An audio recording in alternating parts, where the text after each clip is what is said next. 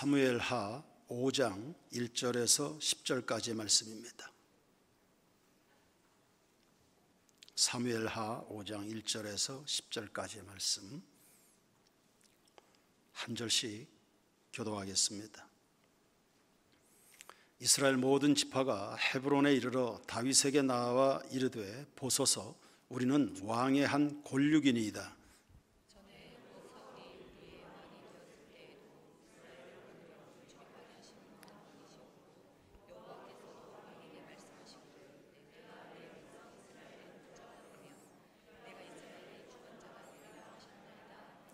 이에 이스라엘 모든 장로가 헤브론에 이르러 왕에게 나오매 다윗 왕이 헤브론에서 여호와 앞에 그들과 언약을 맺음에 그들이 다윗에게 기름을 부어 이스라엘 왕으로 삼으니라.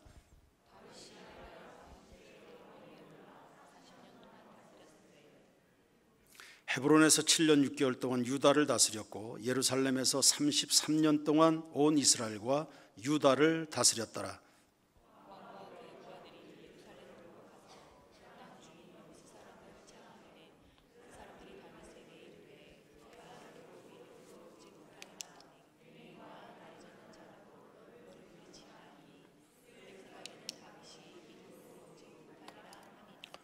다윗이 시온 산성을 빼앗았으니 이는 다윗 성이더라.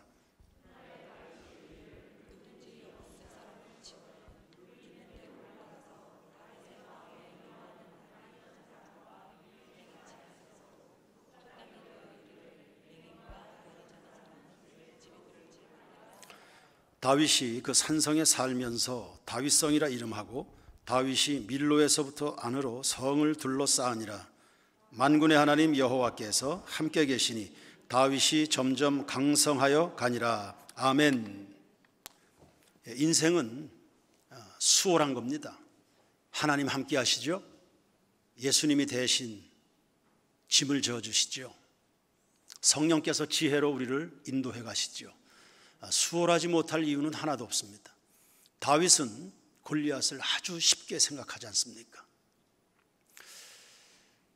그러나 어떤 사람들은 아주 단순한 문제인데도 복잡하게 문제를 풉니다. 굉장히 끙끙거립니다. 그러니까 옆에서 볼 때 답답할 정도로 아니 저렇게 쉬운 문제를 뭔 고민을 저렇게 하는가, 그런 유형의 사람도 있습니다. 우리 세인교회 성도들은 인생을 수월하게 살아가십시오. 그럴 만한 충분한 이유가 우리에게 있습니다. 사무엘하 5장에서는 5가지 에피소드를 소개하는데요. 첫 번째는 다윗이 이제 12개 지파 전체 왕으로 등극하게 됩니다. 기름 부음을 받습니다. 다윗은 일생 동안 3번의 기름 부음을 받았습니다. 처음 소년 시절에 사무엘 선지자에게 너 왕이 될 거다. 두 번째는 30살 시절입니다. 이때 유다 지파의 장로들에게 기름 부음을 받습니다. 이 30세라는 것은 유대인들에게 있어 아주 의미 있는 나이입니다. 그래서 제사장들이 혹은 레위 지파 사람들이 성전에서 수종될 수 있도록 공적으로 인정받는 나이가 30살입니다. 예수님이 공적인 생애를 30살에 시작하셨죠. 다윗이 첫 번째 유다 지파에게 기름 부음 받은 나이가 30살입니다. 그리고 세 번째 오늘 37살 때 전체 11개 지파의 이스라엘의 장로들에게 기름 부음을 받으면서 명실상부한 이스라엘의 왕으로 등극하는 겁니다. 본인의 시나리오에 따라서 이렇게 왕이 된 게 아닙니다. 하나님이 부르셨고 주변에 있는 사람들이 찾아와서 왕이 되어 주십시오. 다 추대해서 아주 자연스럽게 왕이 된 겁니다. 자기 스스로 만들어가는 인생은 얼마나 고달픕니까? 그런데 이렇게 물 흐르듯 이런 인생은 아주 수월합니다. 6절을 보시면 예루살렘 성을 정복합니다. 예루살렘은 남쪽 유다와 북쪽 이스라엘의 그 경계선상에 있는 성읍이었습니다. 그러니까 남쪽도 아니고 북쪽도 아니고 지금 남북이 하나로 통합되는 순간이죠. 그러니까 남북을 하나로 어우를 수 있는 최적의 장소에다가 첫 번째 통일 왕국의 도읍을 정하는 겁니다. 지혜로운 행동입니다. 그리고 이 예루살렘성, 다윗성 혹은 시온 산성으로 부르기도 하는데 이 성읍은 천연 요새입니다. 예루살렘을 방문한 성도들은 알겠지만 이 도읍을 둘러서 깊은 골짜기가 놓여져 있습니다. 그래서 이 성을 공격하는 게 쉽지가 않습니다. 그런데 오늘 본문을 보면 다윗이 이 성을 정복하는데 그렇게 어렵지 않게 아주 수월하게 정복을 해갑니다. 그리고 세 번째 11절 이하의 말씀을 보시면 다윗이 이제 궁궐을 건축합니다. 자기 손으로 건축하지 않았습니다.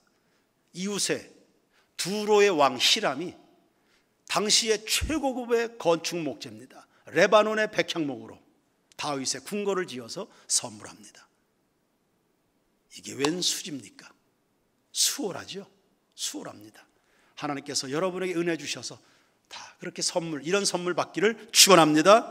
13절에 보시면 다윗의 가족이 번성하고 있고요. 17절 다섯 번째, 블레셋을 쳐서 굴복시킵니다. 사사시대부터 이스라엘을 괴롭혀왔던 전통적인 원수 부족이죠. 이 블레셋을 다윗이 아주 수월하게 정복을 합니다. 이때 블레셋이 굉장히 타격을 입었든지 오늘 본문 이후에 그렇게 오랜 역사 동안 이스라엘을 괴롭혀왔던 블레셋의 이름이 종적을 감춥니다. 한 번쯤 지나가는 길에 블레셋이라는 이름이 한 번 등장하고 이후에는 블레셋이라는 이름이 종적을 감춥니다. 그러니까 오랫동안 골치를 썩여왔던 위협적인 요소가 사라지게 된 겁니다.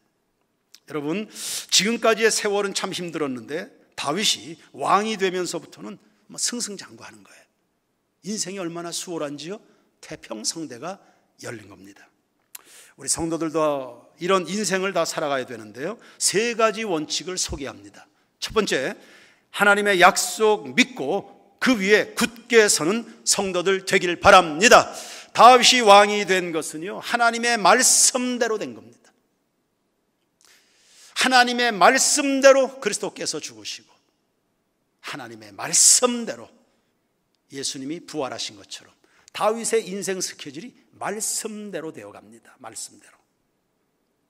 하나님은 시건치 아니하신다 했습니다. 그분의 입에서 나가는 말이 헛되이 돌아오는 법은 없다 했습니다. 다윗은 신실하신 이 하나님의 약속, 그분의 성품을 믿었기 때문에 그렇게 고난을 당해도 지치는 법이 없습니다. 하나님은 나에게 약속하셨기 때문에 그렇게 될 것이다. 하나님이 나를 귀하게 쓰신다 했으니 나는 그분의 말씀을 믿는다. 그래서 원수들이 그렇게 괴롭히는데도 그 미움을 극복할 수 있는 거죠. 천천히 하나님의 때를 기다릴 수 있는 이 태도, 이게 바로 하나님에 대한 믿음에서 나오는 겁니다. 시편 30편 4절과 5절입니다. 주의 성도들아, 새인교회 성도들아, 여호와를 찬송하며 그의 거룩함을 기억하며 어떻게 해요? 감사하라. 다 같이 힘차게 감사하라. 감사하라. 찬송하라. 찬송하라. 여호와의 종들아, 감사하라. 감사하라. 찬송하라. 그의 노염은 잠깐이요 그의 은총은 평생이로다. 저녁에는 울음이 깃들일지라도 아침에는 기쁨이 오리로다. 아멘. 살다 보면 인생에 고비가 많지요. 어떤 사람은 그 고비 앞에 무릎을 꿇습니다. 그러나 어떤 사람은 그 숱한 고비를 넘어서 큰 성공을 거둡니다. 그 성공이 거저되는 것 아닙니다. 그 숱한 고비가 있지만, 그러나 다 성공하는 사람들은 그 고난 속에서 그 꿈을 붙들고, 우리에게는 하나님의 약속이 꿈이니까요, 그 꿈을 붙들고 그걸 이겨온 것입니다. 다윗도 마찬가지입니다. 지금 승승장구하지만 그러나 눈물 나는 고비들을 그의 노염은 잠깐이요 그의 은총은 평생이다. 이 약속의 말씀을 붙들고 그 하나님의 성품을 신뢰해서 그걸 이겨온 것입니다. 오늘날 우리 새인교회 성도들도 다양한 고비들의 직면에 있을 텐데 하나님 약속의 말씀을 붙들고 기도하고 찬송하기를 주의 이름으로 축원합니다. 너희들을 향한 내 생각은 평안이지 재앙이 아니다. 너희들의 미래에 희망을 주는 것이 내 생각이다. 아멘 하시기 바랍니다. 여러분, 믿음이 뭡니까? 믿음 갖는 것이 쉽지 않다고들 말을 합니다. 그러나 알고 보면 아주 간단합니다. 하나님을 믿는 것은 그분의 약속의 말씀 앞에 아멘 하는 겁니다. 하나님은 거짓말 하시는 법이 없잖아요. 여러분 어떻게 구원받았습니까? 하나님의 아들 예수를 믿으면 구원을 주신다는 약속을 믿어서 구원받은 거 아닙니까? 구원을 믿음으로 받듯이 여러분의 전체 인생의 형통함이라는 것도 그분이 말씀하신 약속을 믿음으로 이루어지는 거거든요. 하나님이 아브라함을 불러서 큰 민족을 주신다 했습니다. 그 마음이 흔들릴 때쯤 아브라함을 밤중에 부르셨습니다. 바깥으로. 하늘을 봐라. 하늘에 떠 있는 저 뭇별을 한번 세봐라. 하나, 둘, 셋, 넷. 너무 많아서 셀 수가 없습니다. 그래? 앞으로 네 자손이 그와 같을 것이다. 그때 아브라함이 하나님을 믿으니 그것이 그의 의로 여김을 받았다. 그러더니 드디어 이삭이 나오고 이 야곱을 낳고 야곱이 12아들을 낳고 이스라엘 민족을 이루고 그 후손에서 메시아 예수가 오시더니 수많은 인류 가운데 하나님을 경배하는 무리들이 일어나는 거 보십시오. 약속대로 된다. 약속대로. 그러니 여러분의 인생을 하나님의 약속 위에 세우는 지혜로운 성도들 되기를 바랍니다. 참 좋은 부부인데 오랜 시간 갈등하는, 흠잡을 데가 없어 참 좋은 부부입니다. 그런데 수십 년 인생을 살면서 해소하지 못하는 그 한 가지 문제 때문에 그렇게 부딪히는 거예요. 그 한 가지. 그게 늘 시험거리죠. 하나님이 지금도 귀하지만 더 몇 배나 몇십 배나 귀하게 쓰실 부부인데 그 한 가지 해소하지 못하는, 부부간에 그걸 극복을 못해서 늘 발목 잡히고 엎어지고 참 안타깝죠. 그래서 저 사람들 어떻게 도우면 좋은가? 어떻게 도와야 되나? 어떻게 도와야 되나? 하나님이 저에게 답을 주셨습니다. 탁 치고 지나가는 감사라는 단어였습니다. 시편 50편 23절입니다. 감사로 제사를 드리는 자가 나를 영화롭게 하나니 그 행위를 옳게 하는 자에게, 아주 복잡한 속상하는 그 상황에서 행위를 옳게 한다. 그때 감사의 눈을 여는 겁니다. 그에게 하나님의 구원을 보이리라. 아멘. 이 말씀이었습니다. 그래서 메시지를 보냈습니다. 하나님이 감사라 하신다. 약속이다. 약속. 당신들이 감사하면 미움이 차오를 때 그때 무섭게 감사하는 겁니다. 섭섭함이 올라옵니다. 마음이 무너집니다. 그때 감사로 제사를 드리는 겁니다. 그럼 하나님이 영광을 받으실 것이고 하나님이 당신들에게 구원을 보이실 것이다. 하나님의 약속 아니냐, 약속. 예수 믿으면 구원을 주시는 것처럼 감사하면 기적을 주신다는데 감사해라. 감사해라. 감사로 물리쳐라. 모든 시험거리를, 서로에 대한 시험거리를 감사로 물리쳐라. 감사로. 기적이 일어난다. 놀라운 일이 일어난다. 아멘으로 답장이 왔습니다. 하나님은 말씀을 주셨고 부부는 아멘 했으니 그 가정에 놀라운 일이 일어나게 될 줄로 믿습니다. 사막에 길을 내시고 또 광야에 길 내시고 사막에 강물을 내시는 그 새롭고도 놀라운 일들, 감사로 제사하는 그 가정 속에, 그런 교회 속에, 민족 속에 놀라운 일이 일어나게 될 줄로 믿습니다. 예수님은 십자가의 길을 가십니다. 그러나 부활의 약속이 있기 때문에 수월하게 가시잖아요. 초대교회 성도들은 순교의 길을 갔지만 천국의 약속이 있기 때문에 수월하게 가잖아요. 오늘 우리의 인생은 어디 위에 세워져 있는 것인가? 말씀 위에 굳게 서라. 사람들의 소리야 우리의 인생을 망하게 하지만 하나님의 말씀은 우리 인생을 승리케, 축복으로 영광스럽게 만들어 주실 줄로 믿습니다. 두 번째, 세상 소리 끊으십시오.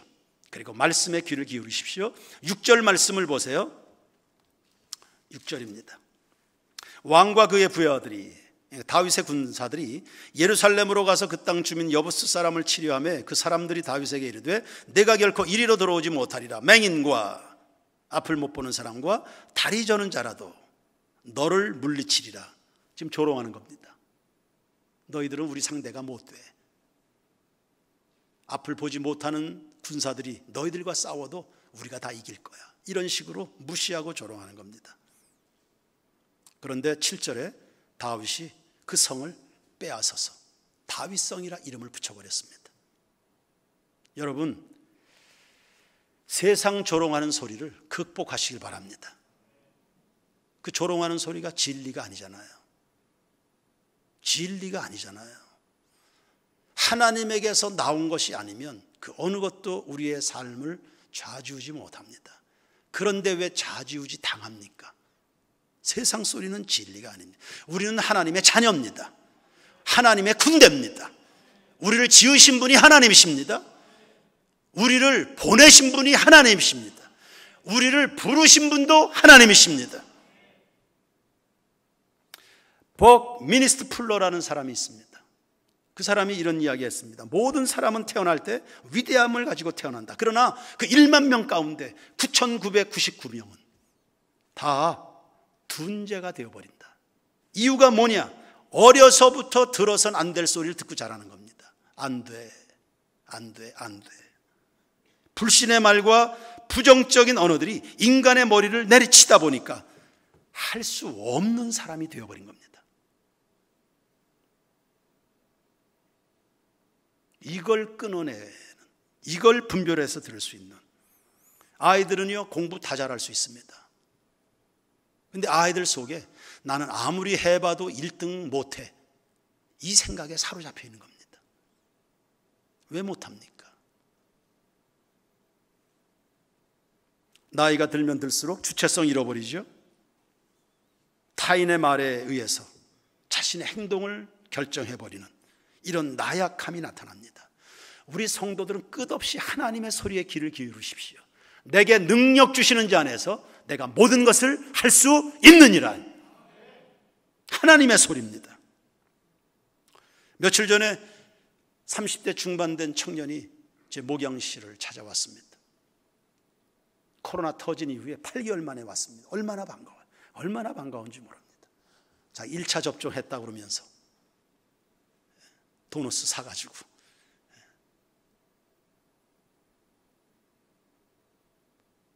그러면서 이런저런 이제 8개월 동안의 이야기를 하는 중에 자기 섭섭했던 이야기 하나 합니다. 우리 교회도 함께 데려왔던 그 형제인데 자기가 그 친구를 어떤 그 자매를 소개시켜 줬습니다. 그래서 교제가 잘 이루어져 가고 있는 이야기를 듣고 있습니다.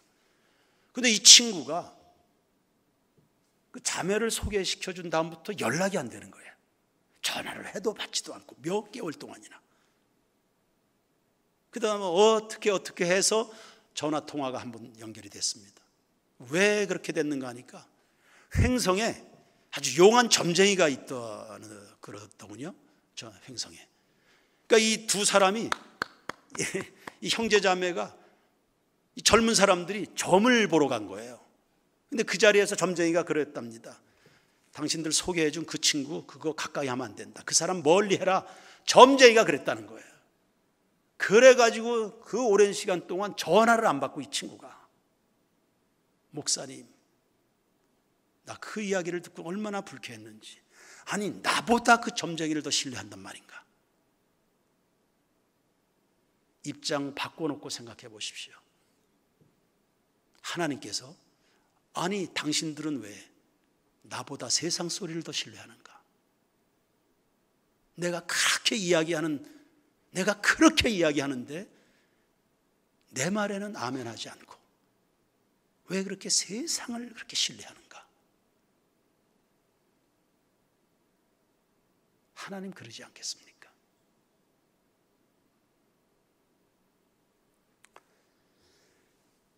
다윗이 어려서 골리앗 앞에 섭니다.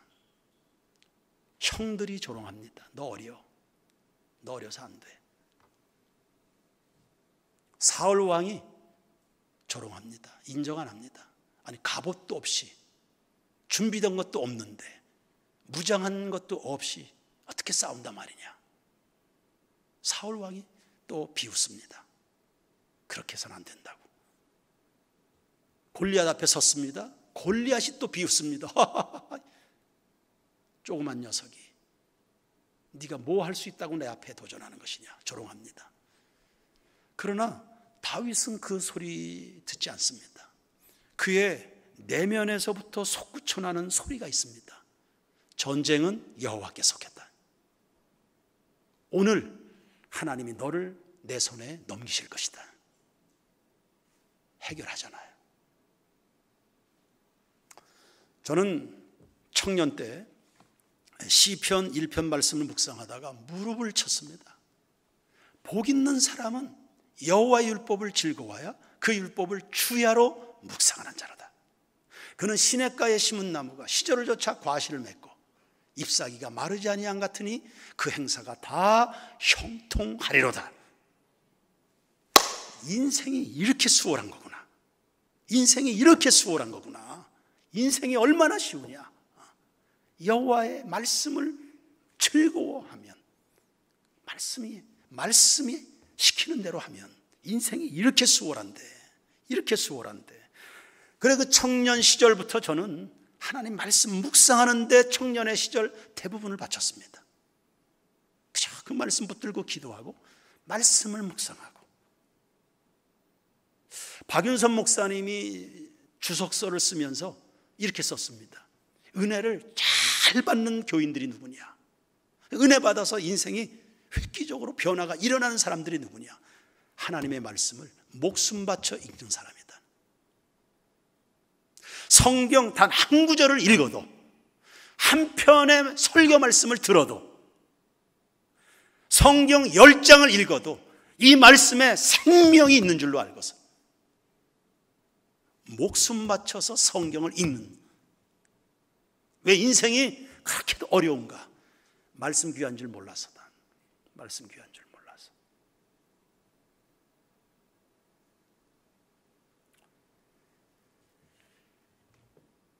마음을 다해서 설교를 들으시고요, 생명 바쳐 성경을 묵상해 갈 때 여러분의 행사가 다 형통하게 될 줄로 믿습니다. 앞에 부부 이야기도 했지만 수십 년 동안 들어왔었을 메시지입니다. 감사하라고. 그런데 감사를 잃어버리니까 매일 마주하는 부부, 그게 얼마나 지옥 같은 삶입니까? 감사라는 단어에 목숨을 바쳐보십시오. 감사, 감사, 감사. 하나님의 소리에 감사로 물리치. 모든 시험은 다 감사로 물리치는. 세 번째 10절 말씀입니다. 다 같이 읽겠습니다. 시작. 만군의 하나님 여호와께서 함께 계시니 다윗이 점점 강성하여가 아니라. 아멘. 인생을 수월하게 살아가는 결정적인 원칙, 하나님이 함께 하시면, 하나님이 함께 하시니까, 하나님이 함께 하시니까 이 전반부가 있기 때문에 후반부 강성함이 나타나게 됩니다.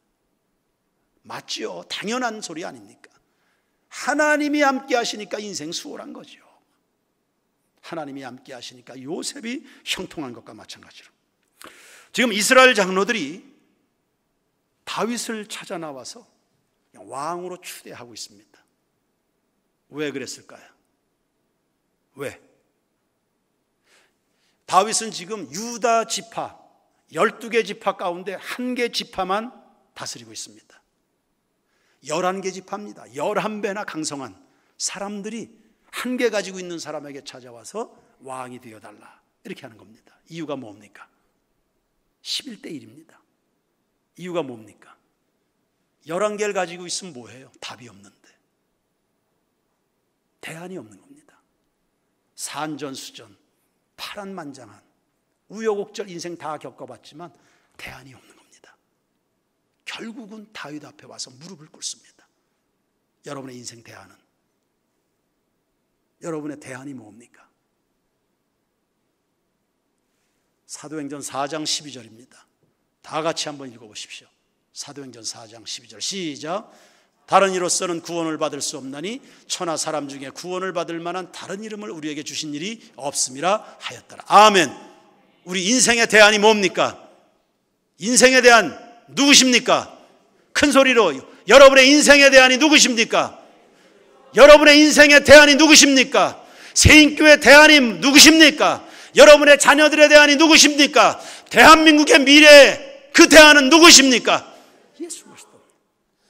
오늘 죽어 넘어가는 소음이 끊어지는 사람의 인생 대안이 누구십니까? 예수 그리스도입니다. 왜 안 그렇습니까? 그분이 우리의 짐을 대신 져주신다는데. 수고하고 무거운 짐진 자들아 다 내게로 오라, 내가 너희를 쉬게 하리라. 다 허덕허덕거리면서 인생을 삽니다. 그 짐 내가 다 맡아줄게. 짐이 예수님께 넘어가고 그러면 얼마나 수월합니까? 광야 인생길 걷는 것이 얼마나 수월합니까? 우리의 인생에 대한 오직 예수 그리스도이신 줄로 믿습니다. 케네스 해긴이라는 사람이 있습니다. 치유사역자였습니다. 17살 때 기형적인 심장병에 치명적인 혈액병으로 병원에 입원하게 됐습니다. 완전히 죽음, 1년 4개월을 죽은 사람처럼 병상에 누워 있었습니다.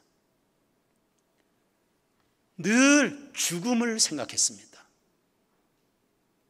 그리고 자신의 장례식이 어떻게 될 것인가, 늘 그 생각 속에, 절망 속에 보내는 병원 생활이었습니다. 그러다가 한순간 스쳐 지나가는 하나님의 말씀이 있었습니다. 너희가 기도하고 구한 것은 받은 줄로 믿으라. 그리하면 그대로 되리라. 이 말씀이었습니다. 섬광처럼 빛났던 그 말씀에 그가 눈이 번쩍 뜨였습니다. 몸은 가눌 힘이 없을 만큼 어려웠지만 기도하고 구한 것은 받은 줄로 믿으라. 하나님 앞에 기도하고 맡기고, 그리고는 성경을 겁나게 읽기 시작했습니다. 병원에 있는 사람, 너 맨날 성경만 읽냐? 좀 다른 책도 있지 맨날 성경만 읽냐?